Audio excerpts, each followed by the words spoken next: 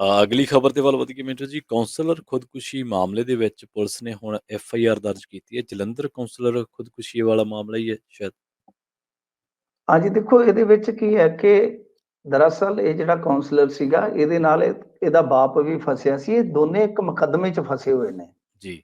ਇਹ ਅਵਤਾਰ ਹੈਨਰੀ ਦੇ ਮੁੰਡੇ ਦੇ ਬਹੁਤ ਨਜ਼ਦੀਕੀ ਸੀਗੇ ਹੂੰ। ਤੇ ਉਹਨਾਂ ਨੇ ਦਿੱਤੀਆਂ ਸੀਗੀਆਂ ਸੁਸਾਇਟੀਆਂ ਨੂੰ ਗਰਾਂਟਾਂ, 10-10 ਲੱਖ ਰੁਪਈਆ ਸ਼ਾਇਦ ਗ੍ਰਾਂਟ ਦਿੱਤੀ ਸੀਗੀ। ਜੀ ਜੀ। ਉਹਦੀ ਸ਼ਿਕਾਇਤ ਹੋਈ ਸੀ, ਏਡੀਸੀ ਨੇ ਜਾਂਚ ਕੀਤੀ ਸੀਗੀ। ਉੱਤੇ ਬਾਅਦ ਕੀ ਹੋਇਆ ਕਿ ਹਾਈ ਕੋਰਟ ਚੋਂ ਇਹਦੇ ਬਾਪ ਨੂੰ ਤੇ ਜ਼ਮਾਨਤ ਮਿਲ ਗਈ ਸੀਗੀ, ਪਰ ਸੁਪਰੀਮ ਕੋਰਟ ਤੱਕ ਇਹਨੂੰ ਰਾਹਤ ਨਹੀਂ ਮਿਲੀ।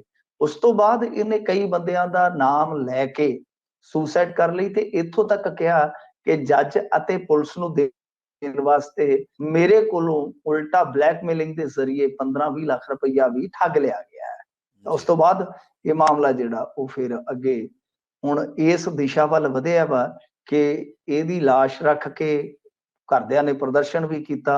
ਉਸ ਤੋਂ ਬਾਅਦ ਹੁਣ ਇਸ ਮਾਮਲੇ ਦੇ ਵਿੱਚ ਜਿੰਨੇ ਬੰਦਿਆਂ ਦਾ ਜ਼ਿਕਰ ਕੀਤਾ ਗਿਆ ਸੁਸਾਈਡ ਨੋਟ ਦੇ ਵਿੱਚ, ਸਾਰਿਆਂ ਤੇ ਕਹਿੰਦੇ ਐਫਆਈਆਰ ਤੇ ਹੋ ਗਈ ਆ, ਪਰ ਕਿਉਂਕਿ ਇਹਦੇ ਵਿੱਚ ਨਾਮ ਤੁਹਾਨੂੰ ਪਤਾ ਹੀ ਹੈ ਭਾਰਤੀ ਜਨਤਾ ਪਾਰਟੀ ਦੇ ਇੱਕ ਲੀਡਰ ਦਾ ਆਉਂਦਾ ਹੈ, ਜਿਹੜਾ ਸਾਬਕਾ ਵਿਧਾਇਕ ਰਹਿ ਚੁੱਕਿਆ ਭੰਡਾਰੀ, ਉਹਦਾ ਜ਼ਿਕਰ ਆਉਂਦਾ ਹੈ। ਹੁਣ ਪੁਲਿਸ ਵਾਲੇ ਪੁਸ਼ਟੀ ਨਹੀਂ ਕਰ ਰਹੇ, ਪੁਲਿਸ ਵਾਲੇ ਟੋਪੀ ਕਮਾ ਰਹੇ ਆ, ਜਿੱਦਾਂ ਕਮਾ ਦਿੰਦੇ ਆ, ਤਾਂ ਉਹ ਕਹਿੰਦੇ ਆ ਕਿ ਦੇਖੋ ਜੀ ਐਫਆਈਆਰ ਦਰਜ ਹੋ ਗਈ ਆ, ਹਾਲੇ ਅਸੀਂ ਬਹੁਤੀਆਂ ਚੀਜ਼ਾਂ ਜਿਹੜੀਆਂ ਰਿਵੀਲ ਨਹੀਂ ਕਰ ਸਕਦੇ। ਤਾਂ ਦੂਜੇ ਪਾਸੇ ਸੁਸਾਈਡ ਨੋਟ ਦੇ ਵਿੱਚ ਸਾਫ਼ ਤੌਰ ਤੇ, ਸਪਸ਼ਟ ਤੌਰ ਤੇ ਇਹ ਨਾਮ ਜਿਹੜਾ ਉਹ ਲਿਆ ਹੋਇਆ, ਵਿੱਕੀ ਕਾਲੀਆ ਜਿਹਦਾ ਨਾਮ ਆ, ਸੁਸ਼ੀਲ ਦਾ, ਸੁਸ਼ੀਲ ਉਰਫ ਵਿੱਕੀ, ਉਹਦੇ ਵੱਲੋਂ ਨਾਮ ਲਿਆ ਗਿਆ ਹੈ। ਕਈ ਨਾਮ ਨੇ ਵੈਸੇ, ਭੰਡਾਰੀ ਦਾ ਇੱਕ ਖਾਸਮ ਖਾਸ ਉਹਦਾ ਨਾਮ ਵੀ ਹੈ, ਜੈਮਿੰਦਰੂ।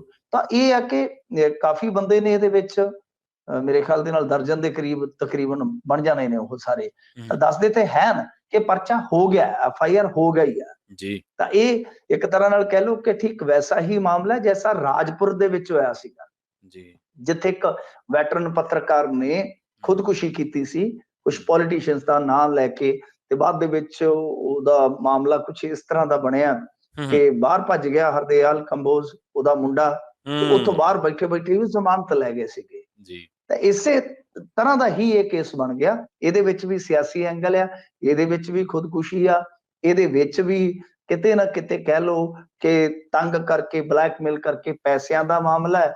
ਔਰ ਇਹਦੇ ਵਿੱਚ ਵੀ ਹੁਣ ਇਹੋ ਖਬਰ ਆ ਰਹੀ ਹੈ ਕਿ ਪਰਚਾ ਦਰਜ ਹੋ ਗਿਆ। ਬਾਕੀ ਐਫਆਈਆਰ ਦੀ ਕਾਪੀ ਜਦੋਂ ਮਿਲੇਗੀ ਫਿਰ ਆਪਾਂ ਨੂੰ ਪਤਾ ਲੱਗੇਗਾ ਐਗਜ਼ੈਕਟ ਕਿਹੜੇ ਕਿਹੜੇ ਨਾਮ ਜਿਹੜੇ ਇਹਨਾਂ ਨੇ ਪਾਏ ਨੇ।